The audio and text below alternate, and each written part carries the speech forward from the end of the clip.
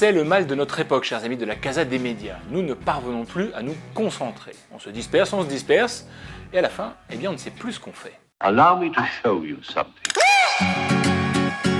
Imaginez un peu, 88% des Américains disent utiliser leur téléphone ou leur tablette alors qu'ils sont déjà devant leur télévision. Soit près de 9 Américains sur 10, donc en gros à peu près tout le monde. Est-ce que c'est navrant? Franchement, oui, un peu. T'es tendu comme une crotte. Mais non, je suis pas tendu. Si t'es tendu. Mais je vous le disais, c'est dans l'air du temps. Elle est loin, l'époque où on se regardait un épisode de Dallas en famille, affalé dans un canapé sorti de chez Queer Center.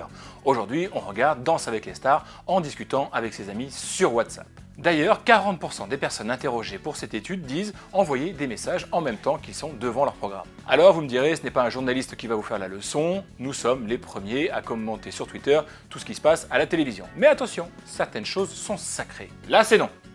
La Casa, ça se déguste sans iPhone. Et c'est une fois que la vidéo est bien terminée qu'on saisit son GSM et qu'on partage en masse. En masse.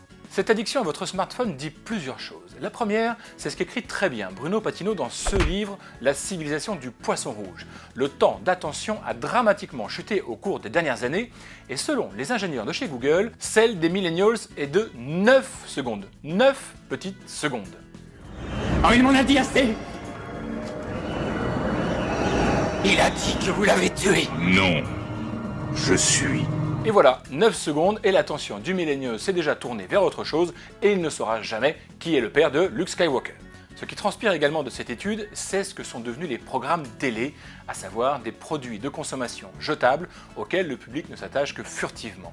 Il regarde, mais il discute en même temps avec ses amis, il envoie un tweet ou il poste un message sur Facebook, autant d'interactions extérieures qui empêchent le spectateur de s'immerger dans l'histoire et l'univers de la série. Au fond, c'est ce qu'a très bien compris Netflix en produisant des programmes à l'appel, sans ambition de créer un rapport puissant entre les personnages de ces fictions et leur public. Exactement à l'opposé de la stratégie de HBO, plus soucieuse d'embarquer totalement ses abonnés dans ses histoires. Alors, tweeter, s'immerger, à vous de choisir. En vous remerciant, bonsoir. To those who can hear me, I say, do not despair.